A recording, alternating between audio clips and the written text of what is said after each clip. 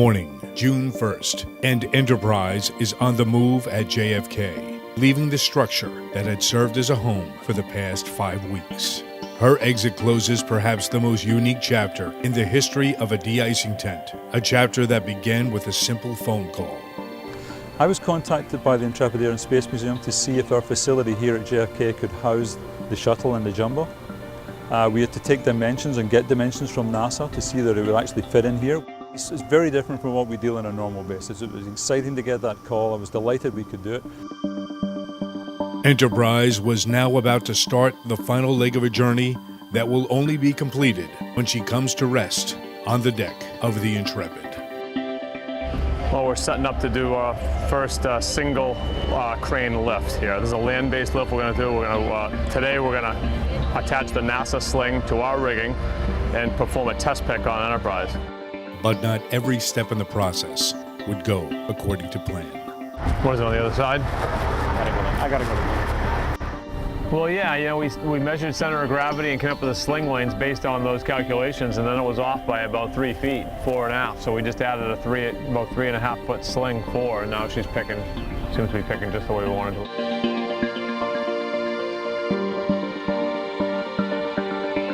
Crazy, but we've been planning this for a long time, and we have the right crews on here.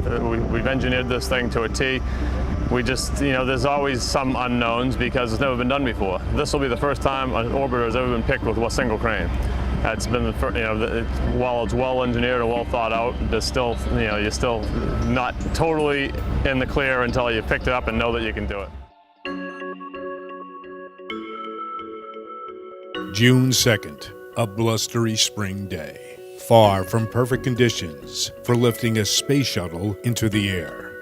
Biggest worry right now, or just everything's hunky-dory? Well, every part of it, you know. Let's get her. I'm a little bit worried about the wind right now. It seems to pick up as soon as we're ready to do anything. But not as much of a concern. We're welding pad eyes onto the barge with tag lines so we can control it a little bit better.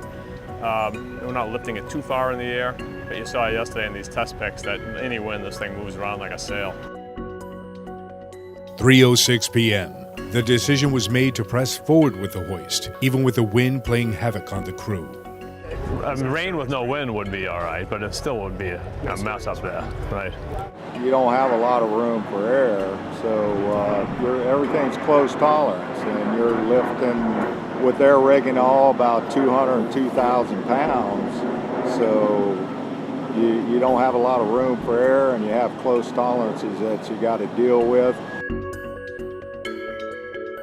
But in the end, success. And Enterprise now sat on the water, waiting to leave the site that had been her home for the past month.